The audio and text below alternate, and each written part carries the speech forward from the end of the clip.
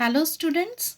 So let's continue with our first chapter, representation of geographical features, and we will move forward with our another topic, and today's topic is plateau and ridge. So with a little diagram, I want to explain you the plateau part. See, what is plateau? First of all, you have to know this part. In a simple language, you can say a table-like land is known as a plateau. It is a large mass of comparatively flat land. See here? And that rises sudden from the surrounding area. So, in a plateau, the contour lines are drawn in elongated manner. Elongated manner means this shape, students. This type of a shape is known as a elongated manner.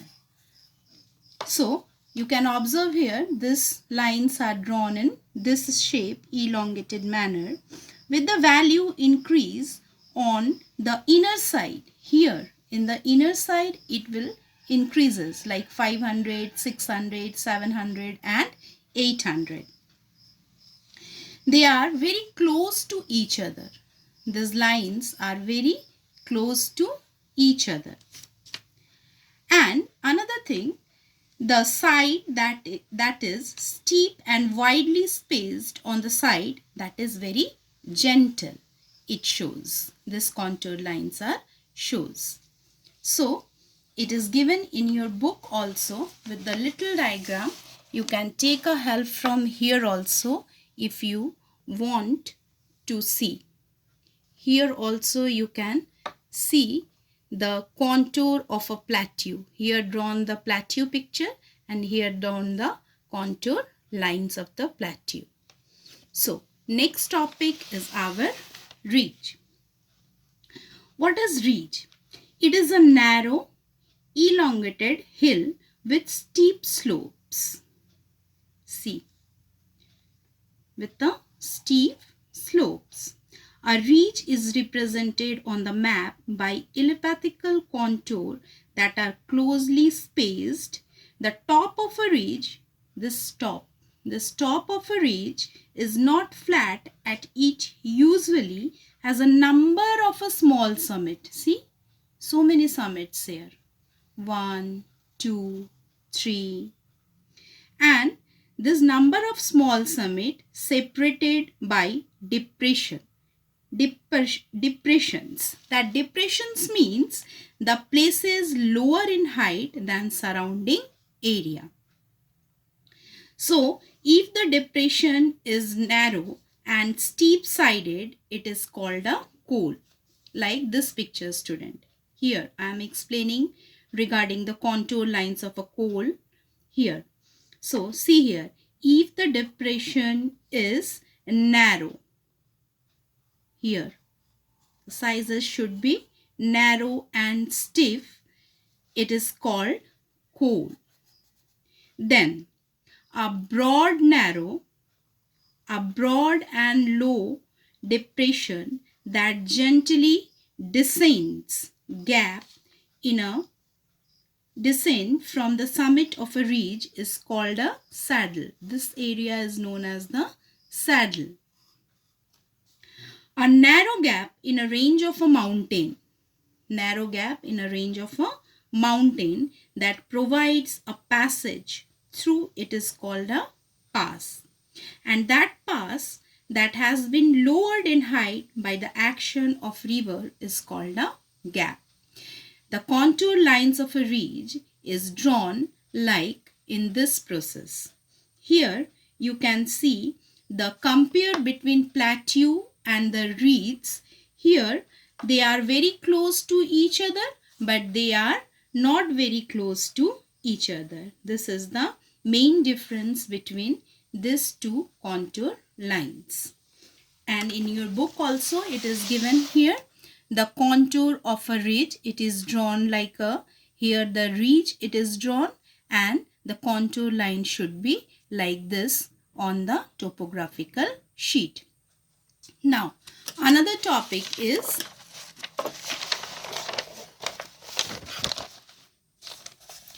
patterns of settlement.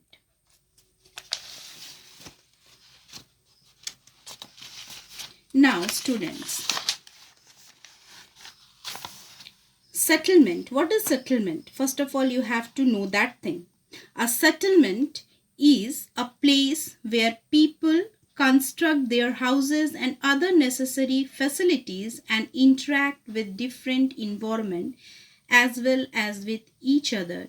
It ranges from a small cluster of huts to a big metropolitan city. That is known as a settlement. So, these settlements are two types. One is a temporary and another one is the permanent. What is a temporary settlement? Temporary settlement, you can say, where nomadic people stay for a short period of a time. That is known as a temporary settlement. And permanent settlement is what? Where people live for a long period of a time. That is known as a permanent settlement. So this settlement shown on a topographical sheet are commonly found in the following pattern. What are they? They are dispersed, nucleated, and linear. See here, this is known your topographical sheet. Here, the red marks what you have shown here, these are the three type of a settlement shows here. They are the dispersed, nucleated, and linear settlement. So let's discuss broadly what these settlements are. First of all, we will take the topic dispersed settlement. In your book also, see the picture. In hilly and forested areas and desert, where accessibility is poor, the settlement consists of a scattered house. Scattered house means they are not very close to each other. Some are here, and some are here. So these are called dispersed settlement, where the settlement are scattered. They are known as a dispersed settlement. Very large farms also have this type of a settlement. Another, you can say, the compact or nucleated settlement. This picture shows you compact or a nucleated settlement. This type of a settlement you can find where the river, valley, and fertile plains are available, where the land is very flat and accessibility is very good.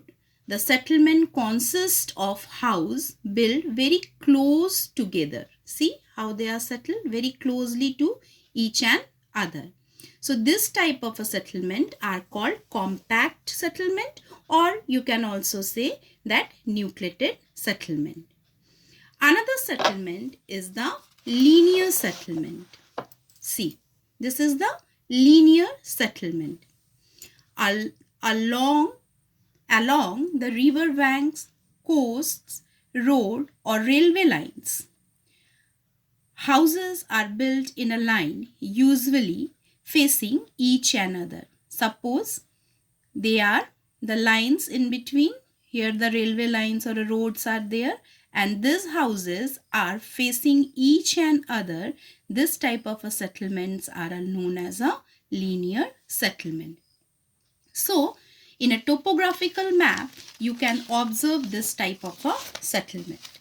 See students here, this is the one settlement shows here, another here. In topographical map, these settlements are shown like this. Hope it is clear to you. So, basis of today's explanation, you have to do little homework of few question answers. What is the difference between a coal and a saddle? What is a plateau? How is it represented on a topographical sheet? Define the term settlement. State the factors that govern the development of settlements and describe the different patterns of rural settlement. These 4 question answers you have to complete in your notebook and submit to me in your WhatsApp group. Okay, next day we will take another topic. Till then, good day students.